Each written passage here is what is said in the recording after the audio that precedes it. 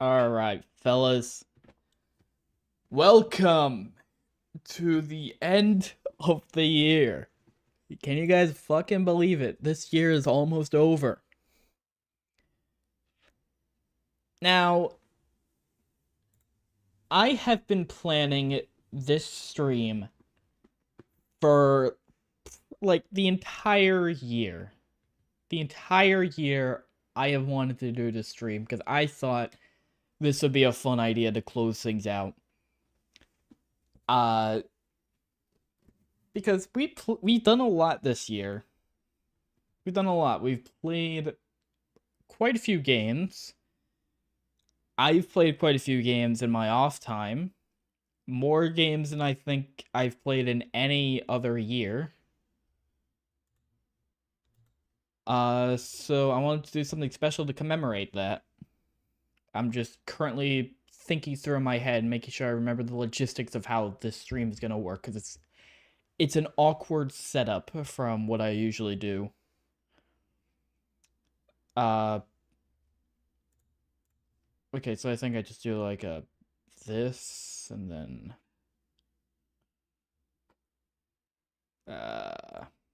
this. Right, I think I know what I do. Bam. Let's get some music going. And then bam. Welcome, ladies and gentlemen. Wait, actually, no. Hold on. No, that's recording.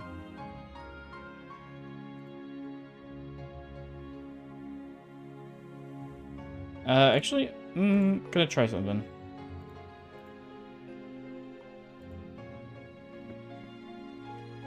Let me, hold on, pause music. Pause the music. I need to test.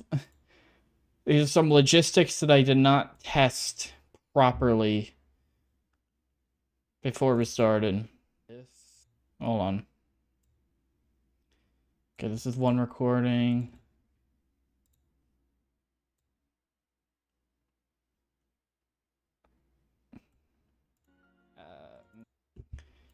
Okay.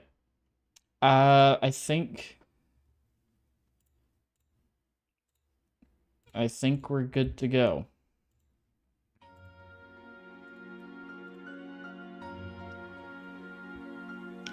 Welcome, ladies and gents, to my 2025 games ranked. This presentation made by me, yours truly. I am going to go through every game I played this year, whether on stream or off stream, no matter how much of it I played. And I'm gonna rank them from worst to best, talking about what I liked about each game, what I disliked about each game. And to clarify, when I say ranking every game I played in 2025, I don't mean 2025 games only. Otherwise, our list would be like 4 games, and that's not really much of a list. This is any game I played this year, whether or not they actually released this year. There will be quite a few games here that did not release this year. I just had an idea for a really funny bit. Would you guys mind if I quickly changed the presentation? Would you guys mind? Hold on. Pause the music again. I had a really funny idea for a bit. I had a really funny idea. I still like, no, that's, don't I have a be right back video? Yeah. Play that one instead. I just had the funniest idea for a bit. So let me just let me update this. This stream has been a fucking nightmare already. The one stream that I planned from the start of the fucking year. Oh, god damn it. Really? That doesn't work? Okay, whatever. Use this one. Boom. You work.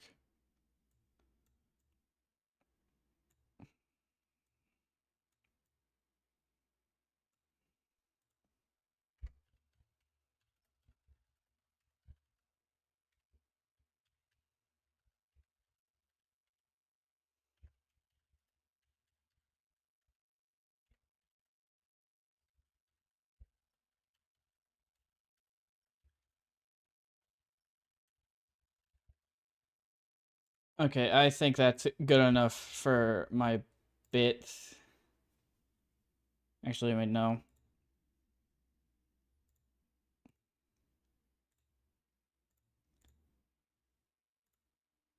No, wait. How do I function? How does this function? Boom. Okay.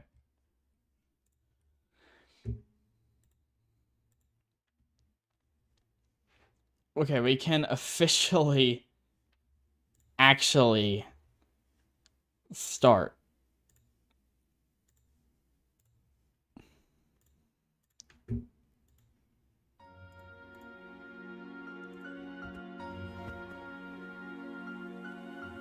Let's just start over. This is my 2025 games ranked. This is every game I played on stream or off stream this year. And to clarify, when I say I'm ranking them worst to best 2025 games ranked, I mean every game I played this year. Whether or not it is a new game that came out this year or an old one that I played for the first time. Or not even the first time. Maybe it's a replay. Maybe I'm doing something else with it. Who knows? I have like 32 or like nearly 35 games on this list that I played this year, which is a record number for me. So let's just get in right to it with the very first game, the absolute worst game I played this year. Hold on.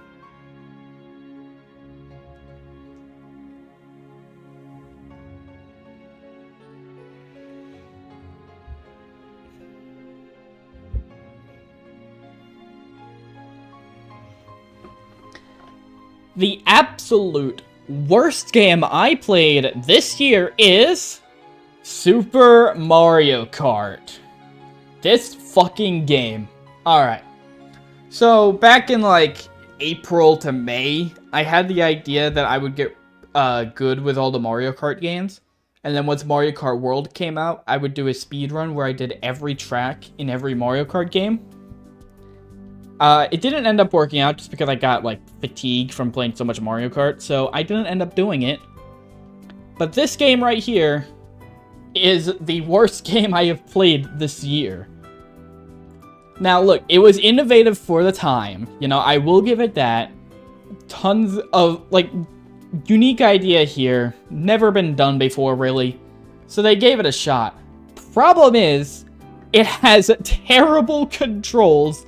You cannot control your kart at all. You will be flying off in the wrong direction. Drifting sucks. Turning sucks. Even accelerating sucks. I don't know how they fuck that up. The AI is abysmal. They cheat so fucking much. They have all these items that you can't have. And they will just bump you all around. And you can't do anything about it. And you just can't win in this game. Not only that, the tracks fucking suck as well. They are so boring. It's just, they're so flat.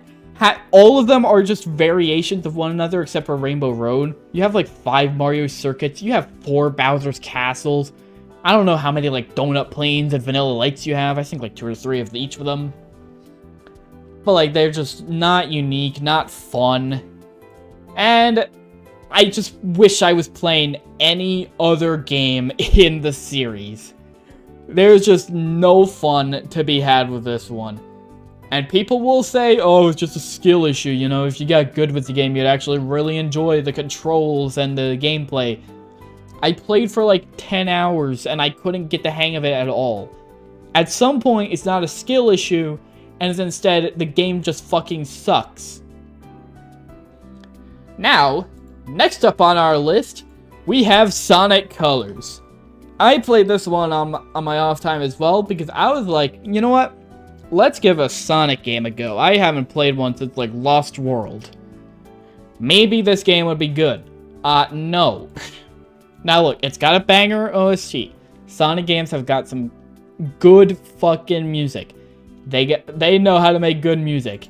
And I really like the setting of this place. Like this neon light theme park in space. That's sick as hell. I love that. Problem is, the 2D sections of this game just fucking suck. I hate playing the game in 2D. And the problem with that, especially, is that 2D is like 80% of the game. Only like 20% of the game is actually fun gameplay. The rest sucks. So I don't want to play anymore. I played like 2 worlds and then I'm like, okay, fuck this. Another bullet point I should probably have put on here that I didn't is that they have all these like collectibles, like these red rings or whatever. But you can't actually get them all. Like on the first go, I was like, okay, I only got like 2 in this level and there's supposedly 5. How do I get the rest? Where are they? So I looked it up and it's like, the 100% walkthrough just skips past it. And it's like, oh great, so I have to come back later with later abilities. I don't like playing 2D platformers like that. I don't like playing 3D platformers like that. Not level-based platformers. Not those especially. This is fucking stupid. Now next up, Marvel Rivals. Alright, look. Marvel Rivals, this game, I started playing because some friends were like, yo, we play Marvel Rivals, it's free, you should hop on. I'm like, okay, sure, I'll give it a shot. Now look, it's fun with friends. When I'm dicking around with my friends and my brother playing Marvel Rivals, we're all just on like one quick play team and all going through. It can be fun. You know, and I like the list of characters that, like, especially now, I'd say we got a lot of the heavy hitters in. I can't really think of too many, like, big-name Marvel characters that aren't in this game. And we even have, like, quite a few obscure characters. And that's always nice to see. And look, I'm a big Marvel head. I love Marvel. I've watched all the MCU movies, all the MCU shows, all the shows that were made to be MCU canon but aren't now. You know, like, stuff like Agents of S.H.I.E.L.D. and all the ABC, Hulu, and shows and all that. I even watched, like, all the non-MCU movies. I love the franchise. Problem is, I'm just not into hero shooters at all. Online multiplayer games, I'm not a fan of. I like single-player games, not multiplayer. So this isn't a game I just would want to go back to play for fun. This is like the, alright, fine, I'll hop on and play with you guys. Now, we go over to Pokemon Colosseum. This is the first game on this list that I'd say I actually like. Now, I didn't play a whole lot of this game. I've only played like 5 hours, 6 hours maybe.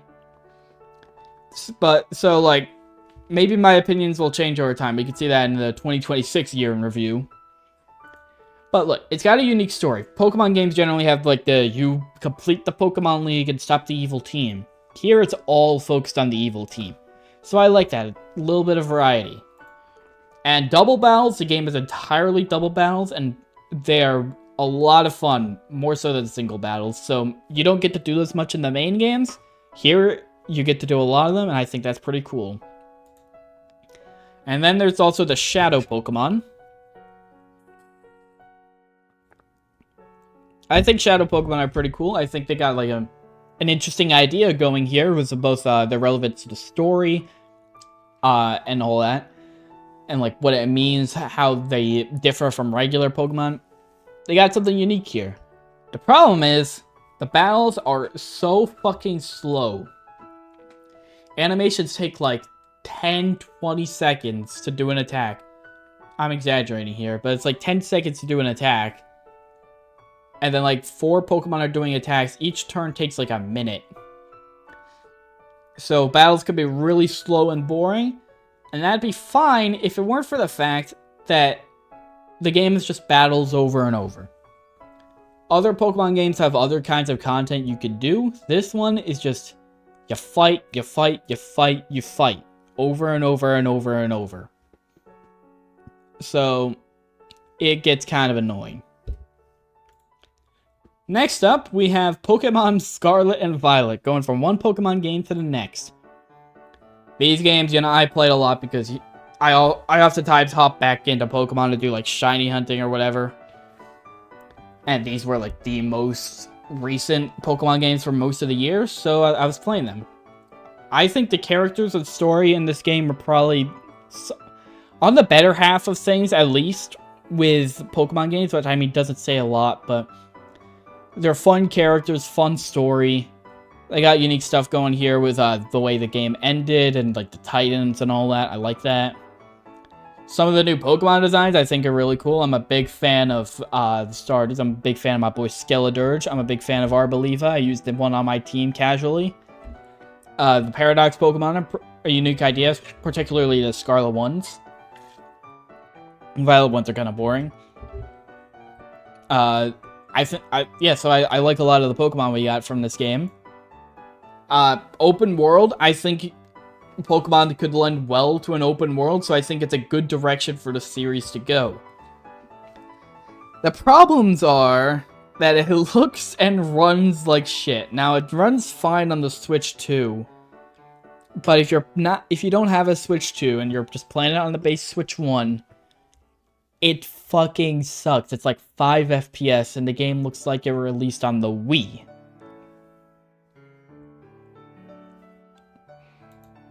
There's also just nothing to do outside of the story and Pokedex, so you complete the main story, you do the Pokedex, and then you just kind of have to figure it out.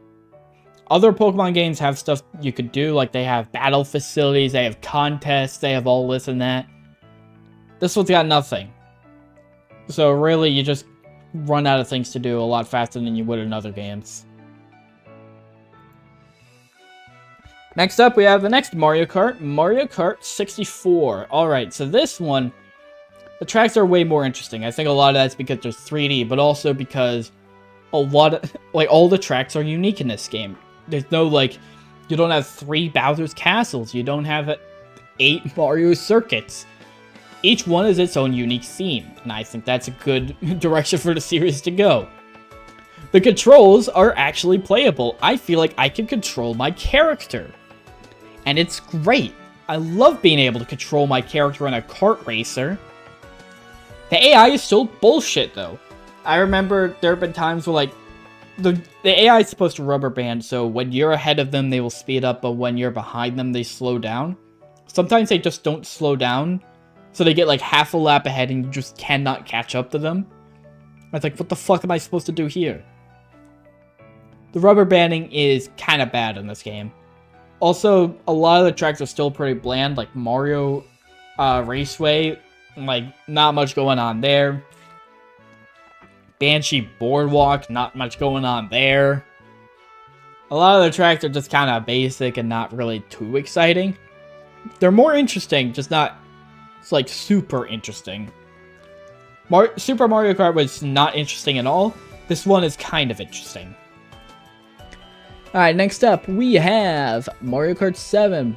Going back to back with the Mario Karts. Now, this one, we have an incredible retro track selection. This game has probably the best selection of retro courses in the entire series. Let me pull up the list.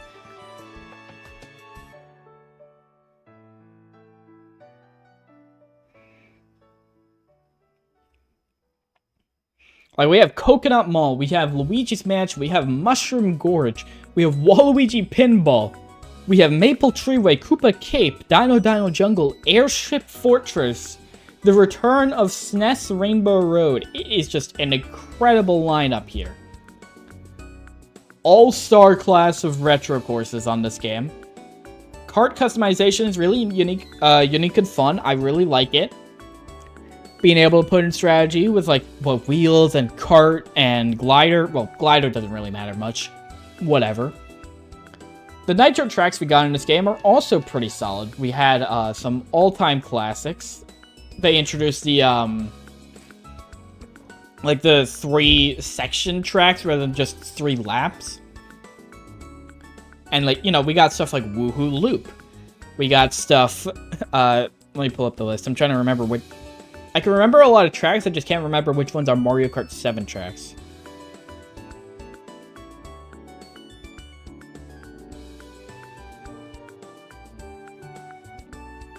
We got Music Park, we got like the Woohoo Island tracks, we got like Rainbow Road in this game, probably one of the best in the series, if not the best. Neo Bowser City, I like the theming. You know, we got some good stuff here. So overall, I'd say we got a pretty solid selection of tracks, and yet somehow, despite the pretty solid tracks and the kart customization, it's just forgettable. Like, no one goes back to play this one. No one's like, Mario Kart 7, that's the Mario Kart. That's the shit right there. Everyone just kind of forgot about it as soon as Mario Kart 8 came out. Which means we've been like over a decade of people being like, oh yeah, there was Mario Kart 7. Forgot about that one. Well, I forgot a lot about what courses are in this game until I replayed it earlier this year. Now we got another Mario Kart. We got Mario Kart DS. This one is gonna piss people off. Oh my god. So, Mario Kart DS. It introduces the idea of retro tracks. Sure, Mario Kart 7 might have like the best selection, outside of maybe 8 Deluxe, but this one introduced the whole concept, so I gotta give it props to that. We got some great, well, it introduced retro tracks. Technically, Super Circuit did, but just to spoil, I didn't play Super Circuit this year. If I did, it would probably have been like around Super Mario Kart, so don't worry, I'm not gonna be like, yeah, Super Circuit's actually the best one. It's still got like a ton of great Nitro tracks, like of course, Waluigi Pinball. That one is an absolute GOAT of the series. Incredible track, one of the most popular, and for good reason. But here's the thing, it's handheld, which means playing multiplayer is annoying. A lot of times when I'm playing Mario Kart, I'm playing multiplayer. I'm playing with siblings or with friends. This one I can't do that with unless I get like everyone to have a DS, because then otherwise we can't play. You can't play multiplayer on the one handheld system, so it's kind of annoying in that regard. I just prefer other Mario Karts. A lot of times when it comes to Mario Kart, I think when people rank what the best one is, it's either the newest one or the one they grew up with, pretty much. I did not grow up with Mario Kart DS. I only played it for the first time this year. And I know a lot of people who do rank this game highly probably played it in their childhood. But I didn't, so I don't see it as anything special. I just prefer other games, ones that I played a bit more as a child. We'll get to those later. Pokemon Let's Go Pikachu and Eevee. This one, I played a bit of it because I was shiny hunting. And these were the first mainline home console Pokemon games, and I think, you know, it was about fucking time they moved over to the home console. And even with that, they're still the best looking mainline Pokemon games. You take a look at screenshots from Let's Go Pikachu and Eevee and compare them to like Scarlet and Violet or Legend ZA. The fuck happened? And these games just have a beautiful soundtrack. I am a sucker for orchestrated pieces in video games, especially when they have the iconic melody. So stuff like with Mario Galaxy or this, Skyward Sword as well. It's like, oh my god, I love it. I love it. Now, the problem with this game is it's really dumbed down and stupidly easy. You might think it's weird to complain that a children's game is easy, but like, come on, this is, at least with all the other Pokemon games, I have to think at least a little or strategize. Here, you kill everything instantly. All like the cool mechanics, like abilities, are taken out. Like, it's just so simplified, a newborn could beat it. Whereas at least with the other games, you might have to be 6 years old to be able to beat it. Also, the Kanto region just isn't really that exciting. Like, oh gee, wow. More grass routes. Another, like, relatively same looking city. Whoa. Other Pokemon regions are much better with being, like, visually distinct and interesting. The only reason why Kanto is so distinct looking to us is because we played these games a lot. It's the first one. If this was like a Gen 4... If Kanto was the Gen 4 region, and like Gen 4 with just the Kanto games, people would not care. Let's be real. It's only especially because it's the first one. Well, I spoiled it right here. Pokemon Fire Red and Leaf Green. I fucked up with the images because this is the only slide where these two had to be separate because I couldn't get a good image with both Fire Red and Leaf Green back to back. So anyway, it's got a great selection of Pokemon. You know, I didn't mention it before, but the original 151, a lot of them are like super good. Even if it wasn't just the first games, I think a lot of these designs would hold up as like great Pokemon. It's got an expanded post-game with the Sevi Islands, so there's actually something to do once you beat it. And Pokemon games, very relaxing, very, like, low brain activity game. You could just kind of chill, listen to music, watch TV, chat with Twitch chat or YouTube chat or friends or whatever when playing. And I think that's the ideal way to play these games. Now, the problem is, again, Kanto, snooze fest of a game. Snooze fest of a region. Oh, I thought I had another. I thought I had another bullet point, but sure. All right, I guess same grievances as before. Anyway, Luigi's Mansion. I played this game for Halloween because I was like, you know what, Halloween, let's play all of Luigi's Mansion. Why not? It's got a unique style for a Nintendo game. Big kind of horror, not really, but like horror themed. Spooky themed, you know? And with like the vacuuming mechanics, that's a unique style and gameplay. The game's nice and short. I beat it in like 6 hours, but really, it did not have to be longer than that. Like, you don't get too many hours of content, but at the same time, it doesn't drag at all. I feel like if this game was any longer, it would feel like it was dragging or padding for time.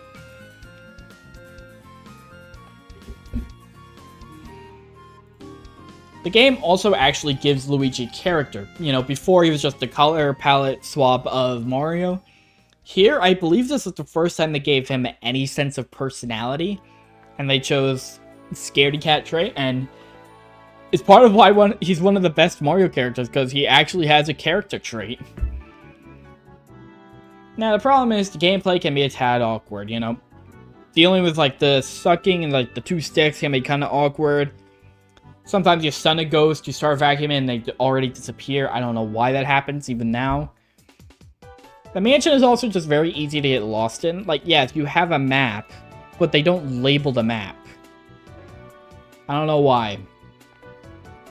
So you just see, like, oh yeah, I'm on, like, there's, like, 10 rooms on this floor that I'm on. I don't know which one's... I don't know which one's the kitchen. I think they really could have used with some kind of label, so you could see what each room is. Just dropping like the name on the map, or like you can move around on the map, select a room, and be like, oh yeah, this one's like the this one's the training room, and I have a Boo here that I still haven't gotten. Something like that could really help this game out. Next up, we have Mario Kart Double Dash. This one, ooh, I messed up a bit with the placement of the image. Oh well, whatever. You guys ever notice Luigi's the L on Luigi's hat is backwards? It's crazy. I can't believe they make such a mistake. This game has some smooth controls. I think this is the first time in this... Like, I talked about how Mario Kart 64 has playable controls. This game has some of the smoothest in the entire series. It's just so nice to be able to control your car so well. It's great. The unique gimmick with two riders, each one having their own items they can get, and you have to swap between them to decide what items you want to use at any given point. I think that's really cool. And then we also got some banger tracks. You know, like you got the stadium tracks. You've got Mario Circuit in this game. Probably... Was it Mario Circuit? Yeah. I like the Mario Circuit in this game. DK Mountain.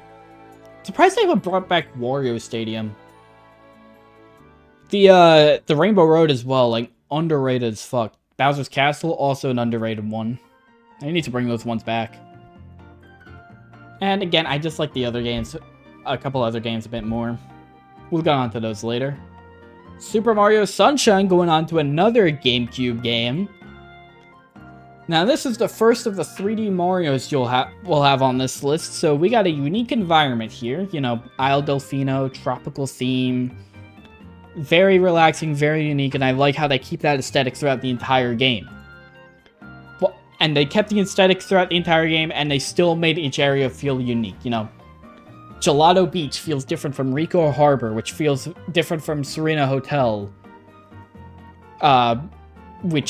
Yet they all fit into that theme. Flood is also pretty cool. You get to use that as a jetpack, rocket yourself to the sky, go really fast, or just simply spray stuff. Leads to a lot of different gameplay elements and levels, and I think that's really fun. This game also has some great movement. Very versatile Mario in this game. It's got like all the different jumps and the dives, and what Flood adds to the movement as well makes it really fun. Like those like Floodless levels, they suck casually, but if you get really good at the movement in them, oh my god, it feels so great. If you get good at like the fast jump, the dives to get through those levels, you feel so awesome whenever you do them. Problem is, the bullshit physics. I can't tell you how many times I've fallen through a wall or floor, or bonked in a weird way, or some other bullshit happens, because this game was very clearly rushed. Also, the blue coins. Look, they're a pain in the ass casually. In a speedrun, they're fine because, you know, I have them all routed in, so I just collect them as I go through each level. Casually, it's like you collect every shine in the level, and it's like, oh, I'm missing 10 blue coins.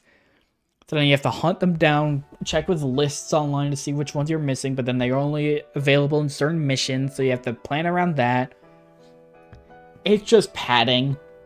Again, this game was very clearly rushed, and it's like, okay, we need like 24 more shines, but we don't have the time to actually put them in. How do we do it? Just put like blue coins everywhere. People can figure it out. Taking a break from Nintendo games, we have Metal Gear Solid. This was the first game I streamed this year. First game in the series I played, and I quite liked it. We got an excellent story here. You know, it's a very story-focused game.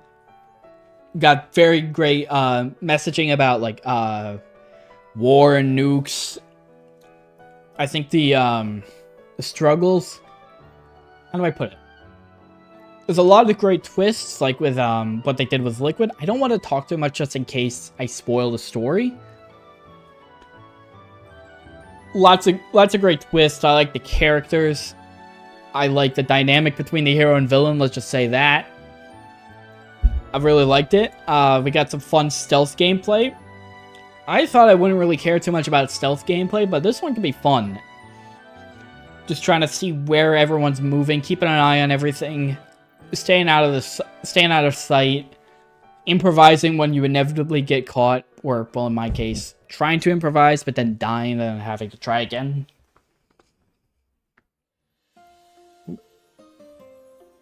And also, you know, big story games like this weren't really a thing until Metal Gear Solid. Neither really were stealth games like that big either, so it was pretty innovative on that front. Problems with it are the clunky controls. You're moving around, or you're like, aiming in this game could be a pain in the ass. Moving around could be a pain in the ass sometimes. It definitely controls like a game from 1998. Like, you compare how modern games control compared to this one, it just doesn't feel right. Speaking of the clunky controls and aiming, the sniper will fight. Every other section of this game was fine and cool and all. And then the sniper will fight was just so bullshit.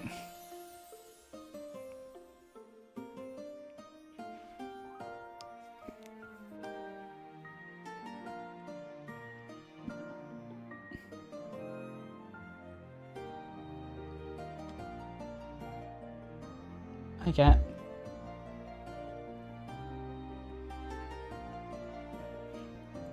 Like, you have to get the sniper rifle to be able to shoot at her, but then you're also just keep shaking around and moving, so now you have to go get something else to calm your nerves or whatever, to make sure you can actually use the item.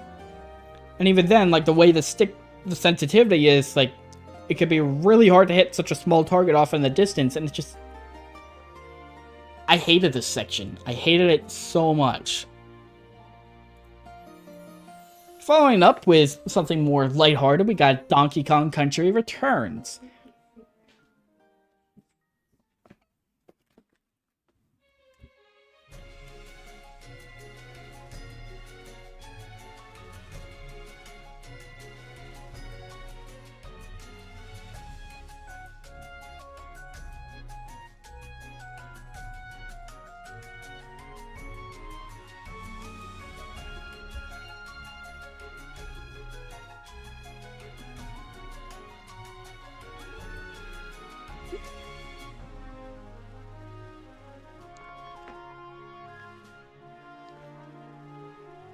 Alright, so for this game, the level design in this game is great, you know.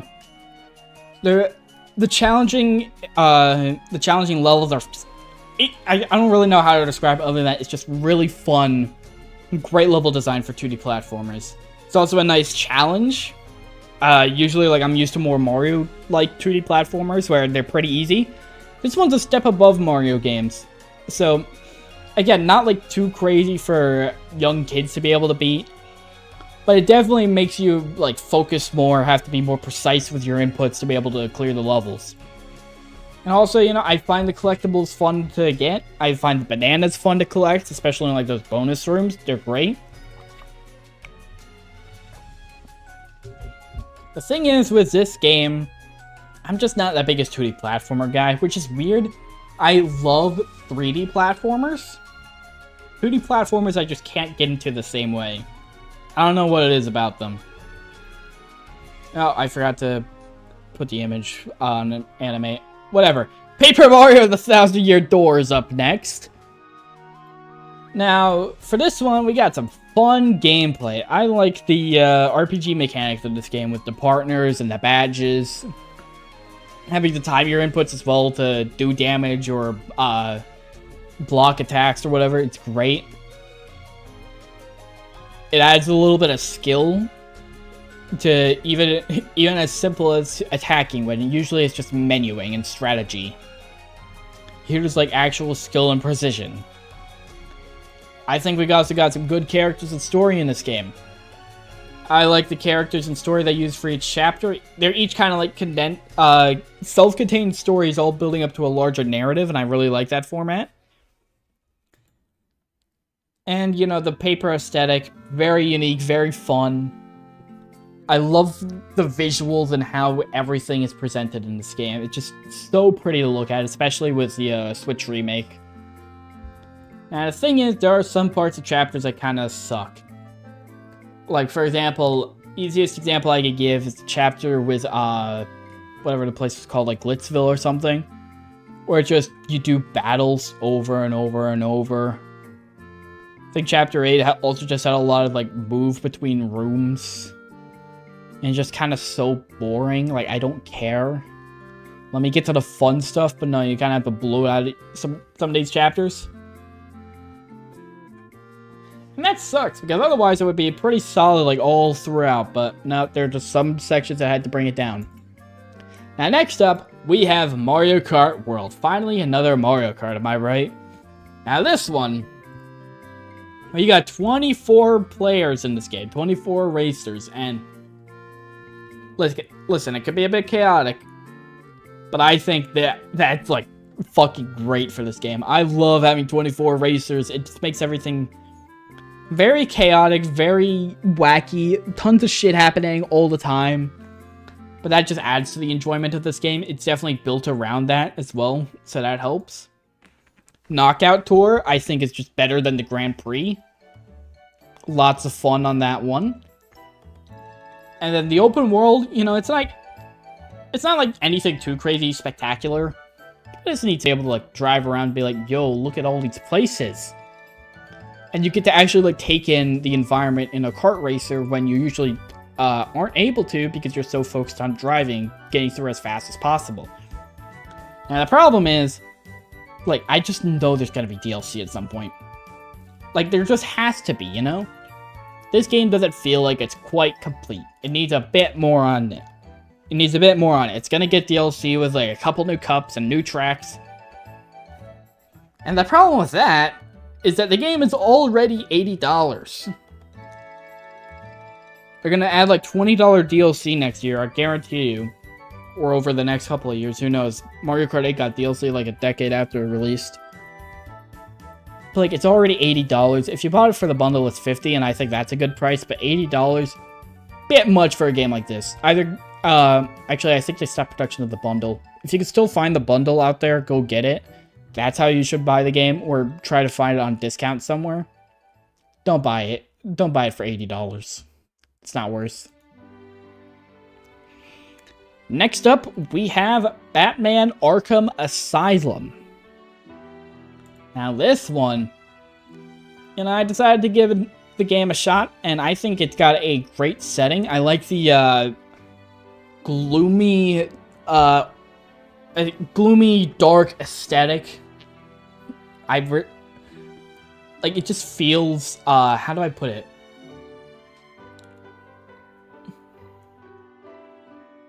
It feels spooky. It feels kind of like the setting of a horror game, and I think that's a really good vibe for a game like this. The story is also solid. I like how Joker's plan comes about. The Arkham guards or whatever, what happens to them. I think Joker does a great job. I like the other villains that show up and how they interact with the story, and Batman and all that. Like Harley Quinn, especially. Or even someone like Poison Ivy. The gameplay is also fun, you know? You get to explore Batman, you got all these cool gadgets, the combat is fun, you got combos to worry about, you got dodging. It's a lot of fun to actually play this game and fight bad guys.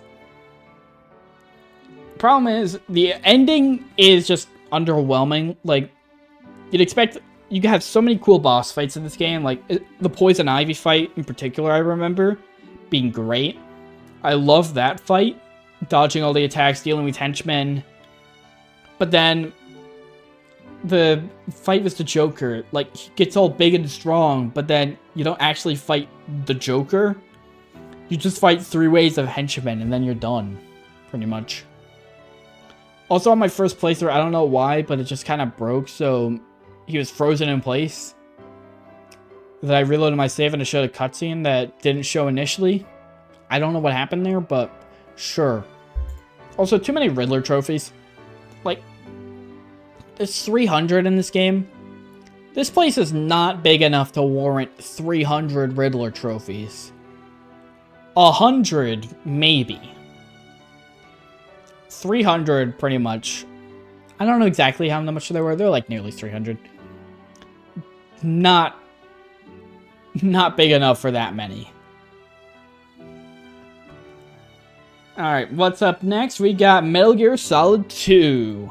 So this one, the story continues to be great. In fact, I'd say it's even better than the first game.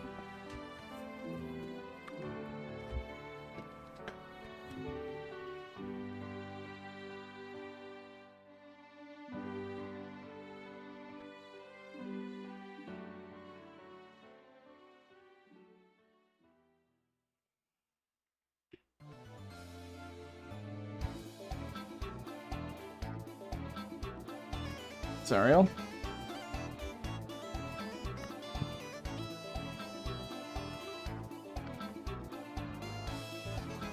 I'd even go as far as to say the story in this game is pretty solid.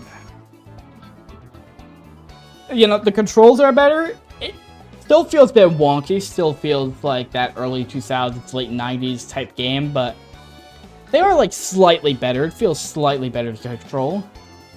And I like the dynamic between Snake and Raiden in particular. They introduced him in this game, and they introduced Raiden in this game, and I think he's a great addition to the story. I like how he has to team up with Snake, how Snake is presumed dead, how the game treats Snake. I think that's really unique, and a bold move to just decide to make an entirely new main protagonist for the sequel, but I think it worked out in the end. Now, there are still some frustrating moments, like the boss fights can be a bit annoying. There are some parts where it's like, geez, how am I supposed to get past all these bad guys? You know, it just can be awkward, sometimes frustrating, sometimes many points where like you just die over and over. I'll be honest, it's been long enough that I can't even remember. And just remember there are points that I got frustrated. I just can't remember specifically which points. Also, like, the story's great, but it's getting a bit crazy. Like, especially near the end, they just kept throwing a bunch of shit at you. It's like, I don't know what's going on anymore. All I know is I like it, but I don't know what the fuck any of this means. Anyway, I can't wait for this all to be followed up in Metal Gear Solid 3. Surely it will. Anyway, next up, Mario 64. An all-time classic. This game has been played for 30 years. Nearly. It's turned 30 next year, by the way. It's going to be played for another 30 years, and then maybe another 30 years after that. This game, absolute classic. Game of the ages. We've also got an absolutely smooth moveset. I think even better than in Sunshine. It just feels so satisfying to like move about, jumping all over the place, diving all over the place, getting through levels as fast as possible. I mean, the speedrun community for this game is massive, and for good fucking reason. This game is like John's speedrun over here. And the levels are mostly fun. You know, we got banger ones like Womp's Fortress. We got Tick-Tock Clock's even fun. Lethal Lava Land, Hazy Maze Cave, Snowman's Land, and Cool Cool Mountain, Bob-omb Battlefield. So many iconic and fun levels. Now, the camera in Collision can be kind of fucking weird. Like, trying to effectively use the camera, it's just a pain in the ass. You might as well give up on in a lot of cases. And Collision, like, how many times have you been hit by an invisible wall? Probably 0, but if you played it for as long as I have, it's probably going to be a couple of times at least. On a casual playthrough, maybe if you're lucky, 1. But it just happens sometimes, and it's so annoying. There's also some other weird physics stuff that just comes from being a mid-90s 3D game. Also, there are a couple of shit levels. Like, does anyone really give a shit about Wet Dry World? Does anyone look at Tall Tall Mountain and is like, yo, that's my fucking level? Half the stars in that level are just climb the mountain. Rainbow Ride, a lot of it is just waiting on a carpet. That's not exciting. I want fun platforming, not just sitting there waiting and jumping over, like, fucking bricks that show up on the path. Anyway, next up, we got Mario Kart Wii. This is my childhood Mario Kart, and I think that's why I rate it so highly. This is the one I grew up with, for the most part. There's another one that will come up. And that's one introduced the bikes and the tricks. Great additions to the series overall. It has arguably the best Nitro tracks in the series. Like, come on, Toad's Factory, Moo Moo Meadows, Rainbow Road, Bowser's Castle in this game are also top tier. Maple Treeway, Coconut Mall. Like, come on. So many good tracks. So many. They're beautiful. And this is actually the first video game I ever played. I was like 4 years old. And we got a Wii with a Mario Kart Wii. Kind of weird that we got it. It was like 2011. The Wii U was launched. No, it was like 2012 actually. Somewhere around there. Like, the Wii U was launching the next year, I think. Or that year, actually. I don't know. That year or the year after it was launching. And we got it. And like, it's like, alright, whatever. But we got the Wii. We got Mario Kart Wii. First game I ever played, and I loved it. I was shit at it. but I loved it. The items are just a bit too much in this game. I think the thing that makes the items a bit crazy in this one is compared to Mario Kart World, even though Mario Kart World has a ton of items and a lot more players. I think for this game, it's just how long it takes to recover from an item. You get hit by a red shell in Mario Kart World, and it's just kind of nothing. You brush it off. You get hit by a red shell in this game, it takes like 5 seconds for you to start driving again.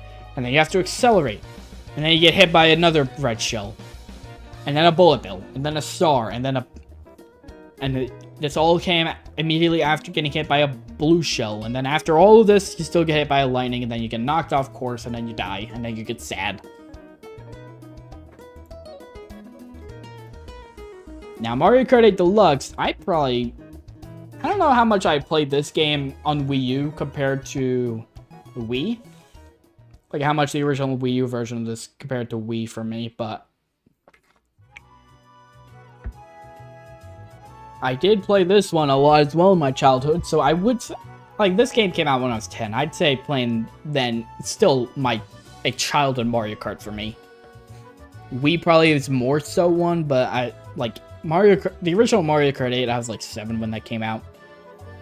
That's definitely a childhood Mario Kart game. So, we got some fast-paced gameplay in Mario Kart 8, especially on 200cc, which is a bit much, but also, like, probably the best pacing with, like, how fast you're going into Mario Kart on 150cc on this one.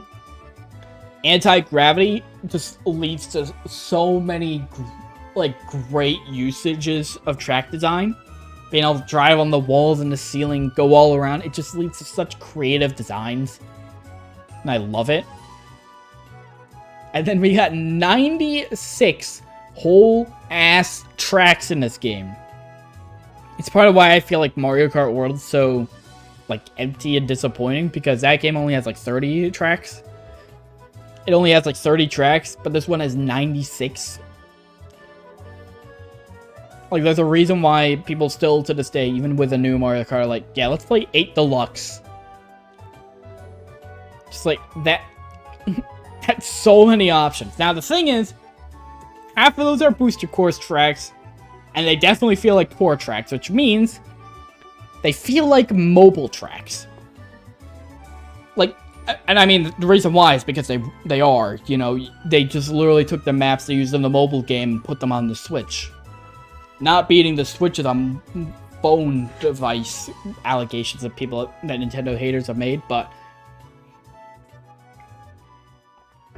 you compare the aesthetic and visuals of all the base game tracks, and then compare that to the tour tracks, it's just night and day, the difference. And the tour tracks just look so cheap. It's ridiculous. Pokemon Legends ZA. This motherfucking game. Oh boy. This is the newest game, and we get the Kalos Redemption arc, baby. I love Gen 6 Pokemon. Gen 6 was the generation I grew up with, and we finally got that redemption arc, because people didn't like the original, but people are liking Legends EA. Kalos gets its redemption arc, and I'm happy about that. The addicting gameplay loop, going into wild zones, finding new guys, and throwing your Pokeballs at them. The catching mechanics are so great, the battle mechanics are the best in the series. It's wonderful. I love just spending hours catching Pokemon, fighting Pokemon trainers, and all that. Great step forward with the series, with the, particularly the battle mechanics. Real-time battles, I think, are great for the series. Maybe not on a competitive level, but on a casual level like this, definitely the way to go. Being able to catch Pokemon just in the overworld, not having to start a fight with them, great. I love it. Just really great mechanics overall for this game. It just looks like a Wii game. I would be playing a bit of this and then hopping over to Skyward Sword to do some speedrun practice, and I'd be like, damn, Skyward Sword might actually look better than Legends EA. Like, it's just pathetic that we're still at this point with Pokemon. Like, come on, man. Come on. Also, the side missions, like, come on. Come on, man. Oh, you want to battle me, please? Fine, I'll battle you. Side mission complete. Oh, can you show me this Pokemon? Fine, let me get it out of my PC box.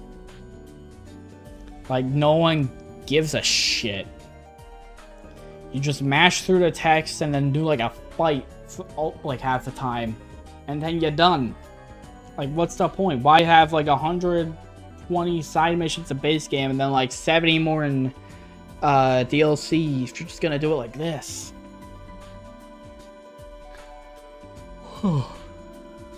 Talking this much, this rapidly, it's getting exhausting. Whatever. 10 more. We are in the top 10. These are the top 10 best games I played this year.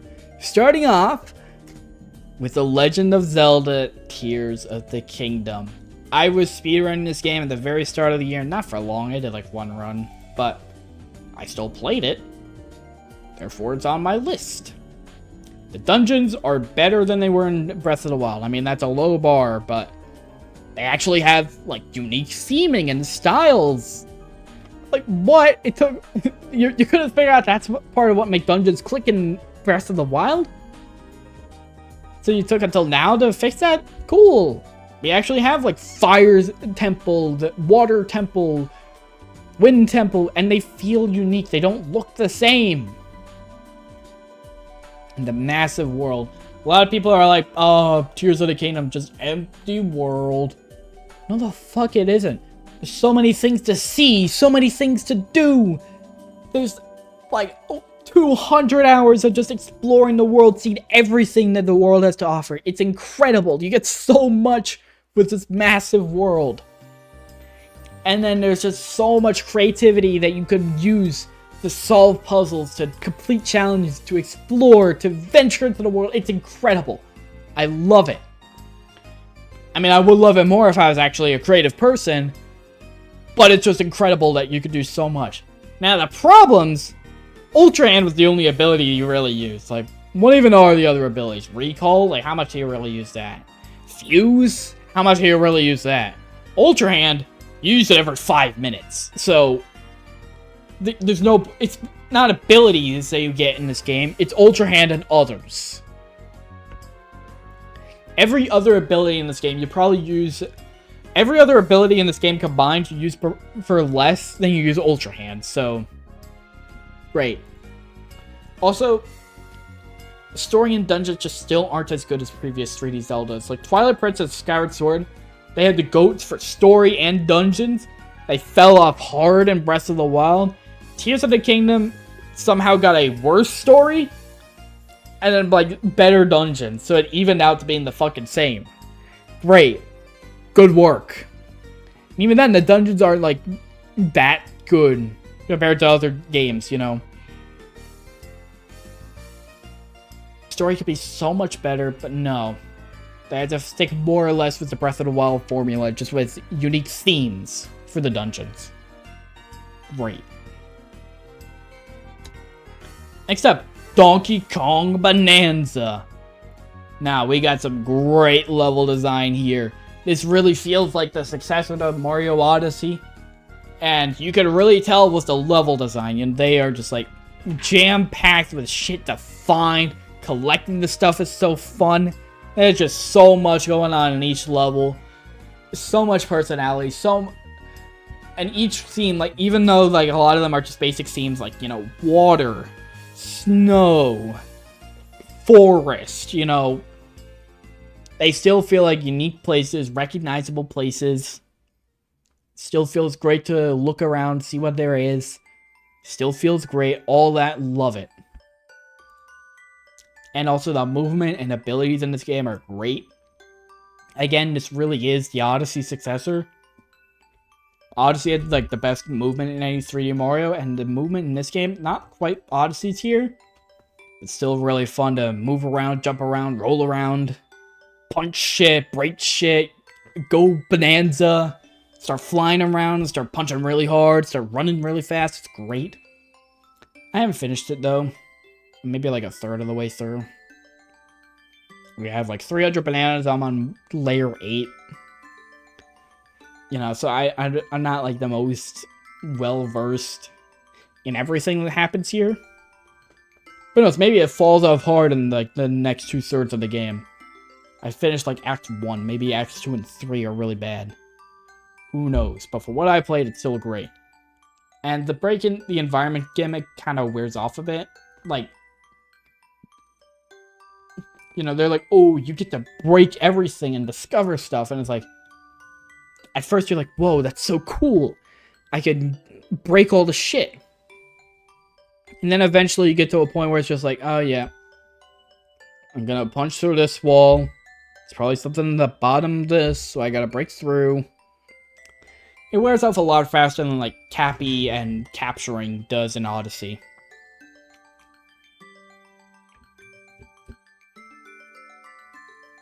Alright. Kirby and the Forgotten Land. Now for this one, very cute. I mean, look at this guy. Look at this eldritch abomination monster over here that has destroyed gods and probably would consume a planet if he was big enough to do so. He's adorable. I love him. The levels are so fun. You play through each level and it's just like so chill.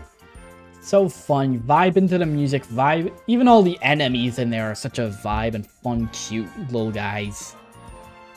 The abilities as well, you know, like mouthful mode, you get to use some cool mechanics to be able to clear the levels. Great copy abilities that are fun to use to kill everything. Like the monster you are. It's just so adorable and I love it. Oh, I want to squish Kirby's little cheek. However, this is one of those games where it tells you level objectives after you finish. So it's like, you finish the level, but it's like, ooh, it didn't kill the boss with this copy ability, or ooh, you didn't break the 3 wanted posters of Kirby. Gotta replay the level again just to do that. And that got annoying. I eventually just looked up what the objectives were so I can make sure I'm trying to do them as I complete the level, rather than just complete every level like 2 or 3 times. You know, that's annoying, but whatever. Fine. We'll also add an extra bonus point for good stuff. Banger OST. Like, I love listening to Moraphone Night and the Lival Mall, the Wasteland, and my favorite track in the game, probably my favorite track of this theme in any game ever, Northeast Frost Street. It's beautiful. It's my favorite winter track.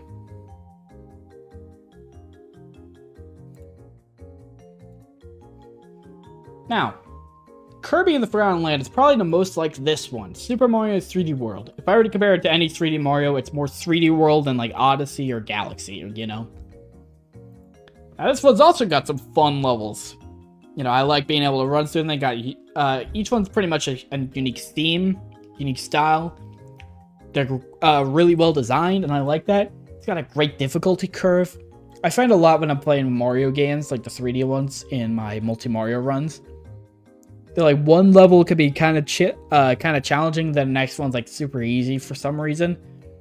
Even when I'm playing in like the orders, like the star order, you know? This one's got a great difficulty curve, like one of the best I've ever seen in a game. It just consistently gets just a little bit harder with each level in each world. You never have like a weird spike in difficulty for a level, or you never have a weird dip in difficulty. It's great. And I also like how there's like 5 playable characters and each one feels unique, you know. Do you want someone more all around? Do you want the fastest runner? Do you want to be able to float? Do you want to be able to spin? Do you want to be able to jump higher, you know? You have a little strategy with who you want to pick based on like what level you're facing, like what your friends want to do. You each have each have unique abilities that you can do, and it's great. I like that. Thing is with this game, the post-game kind of sucks. Every single level is just pretty much just reused main game levels. Well, World Star is unique, but then like World Mushroom, World Flower, it's just like take this level, but also you have to keep collecting clocks to make sure you have the time. Or like we've added more enemies or whatever else. They're just remixes of main game levels, and I'd rather just have unique levels. Next up, we have Spider-Man PS4, which I played on not the PS4, I played on my computer.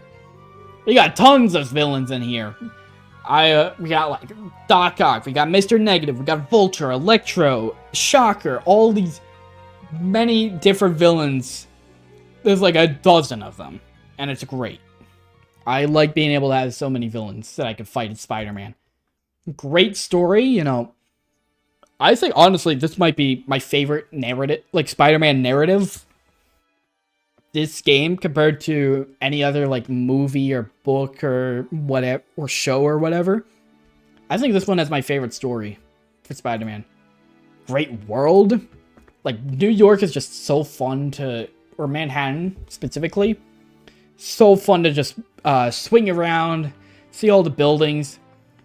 Even if it all looks the same, like, you just go so fast and it feels exhilarating to look around and get all the collectibles and all that. So who cares? Combat and traversal is fun. Like, this game makes you really feel like you're Spider-Man.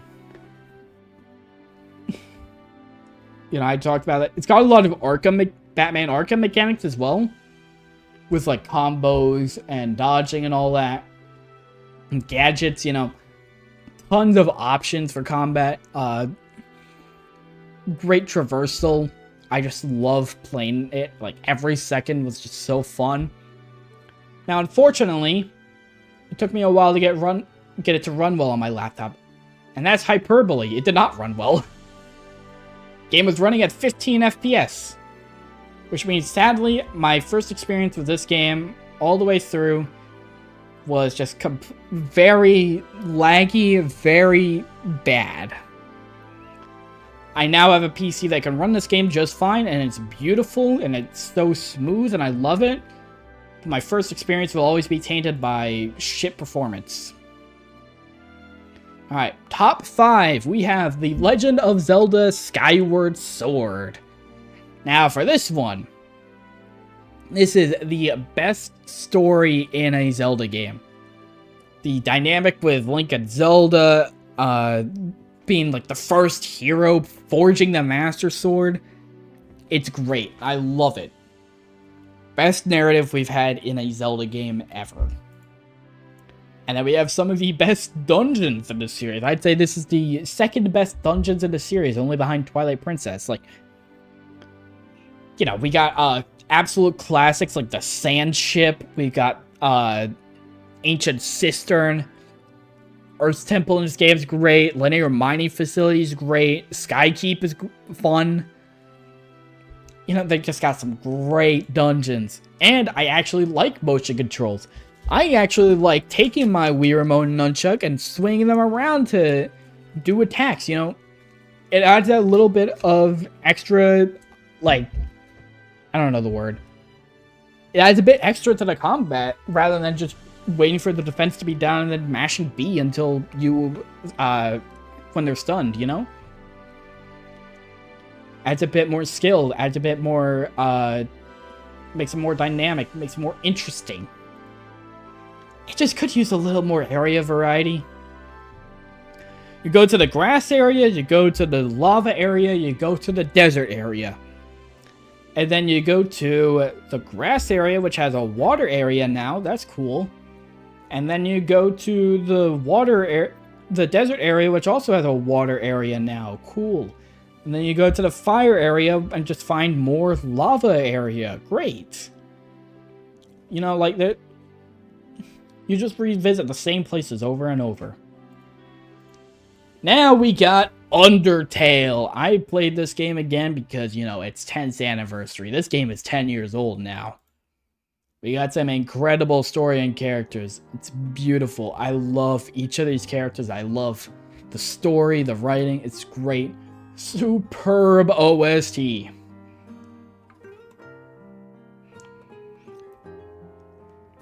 Pretty much every single track in this game is just...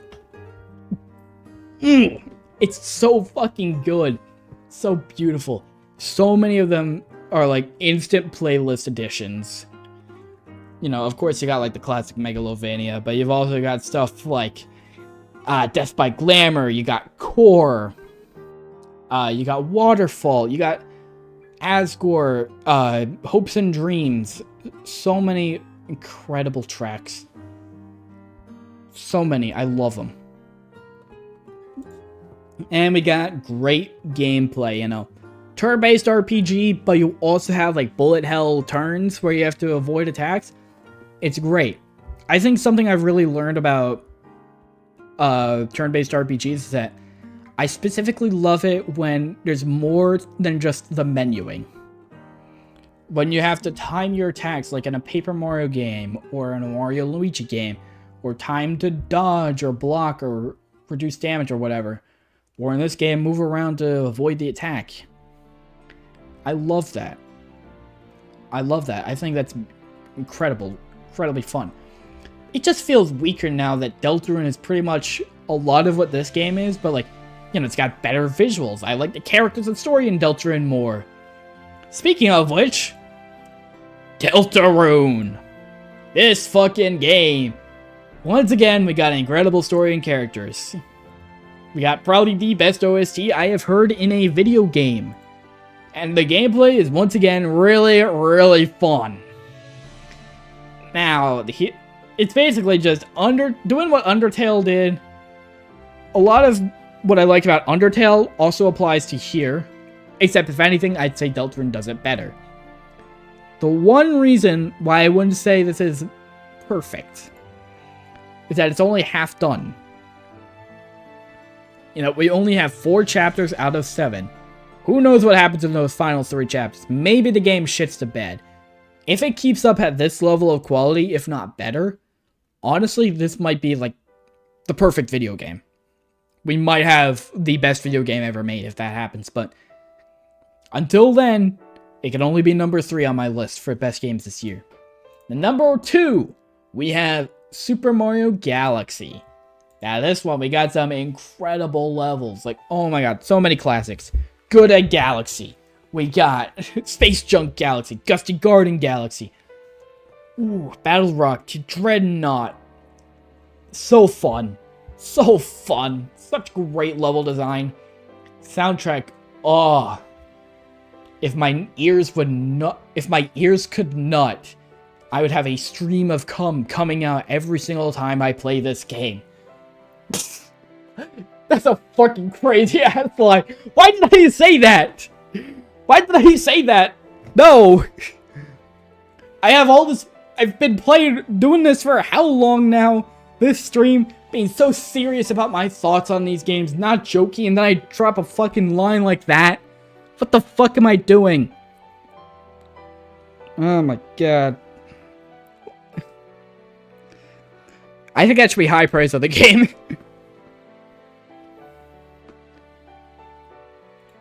And also, we actually got lore in a Mario platformer. Like Rosalina's storybook. Oh my god, there's actually like character deaths and story? What the fuck? What the fuck's going on here? The universe reset? Huh? I just wanted to play Funny Wahoo Man game. The power-ups kind of suck though. Like, oh boy, B Mario, you can slowly fly through the air. Woo. Spring Mario, you can non-stop pop. Ooh. Red Star, you can fly through the air, but you can only do it in one level in the hub world. Ooh, so exciting. Now, there is only one game in the world that could possibly beat Super Mario Galaxy. One game that can triumph over all of these games and be the best game that I have played in 2025. And that, of course, if Mario Galaxy is number 2, the only thing that could beat it is Clair Obscur Expedition 33! Expedition 33 sweep. This is the best game ever. The Game Awards sweep 9 awards. Best art direction, best soundtrack, best voice performance, best story, best indie. It's totally an indie game. And I didn't even play it. And it still wins. Nothing can compare to this. Ow, that... my throat. Oh. In case you were wondering, when I said that I had a really funny bit idea that I wanted to, and I had to go to the Be Right Back screen to add it, it was this. The way I said that, as I was talking about how it was the best game ever, you know, it really hurt my throat.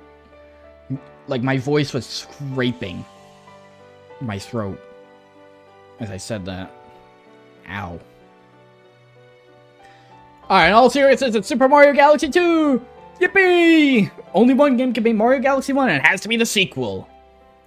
Now, the levels in this game are even better. They are just non-stop, action-packed fun in this game. The power-ups are better. Like, you know, we got the Rock Mushroom go vroom and destroy everything in your path. We got the Cloud Flower. Absolutely broken. Absolutely incredible. We got all these different paths. Beautiful, I love it. And Yoshi. Yoshi adds so much fun to the gameplay. I can't believe they excluded him from the first game. He just makes the levels so much more fun, and he even has his own power-ups, like the blimp over here, or the dash up here. You guys can't see my mouse, but whatever. You know what I'm talking about. It just makes the game so fun. If I were to dock points from this game for anything, it's a 10 out of 10 game. But if there's anything that would possibly hold it back, at all, Galaxy 1 had a better hub world. Well, yeah, there's more to do in Galaxy 2's hub world. You know, more NPCs to talk to. More, I don't fucking know, lives to get. But just so small and cramped. Comet Observatory feels like a home. This feels like just a gateway to the levels. But with that, we are done. That has been my list for the best games and the worst games that I played this year. Thank you guys for watching. It has been an incredible year. Been an incredible year. I've had so much fun.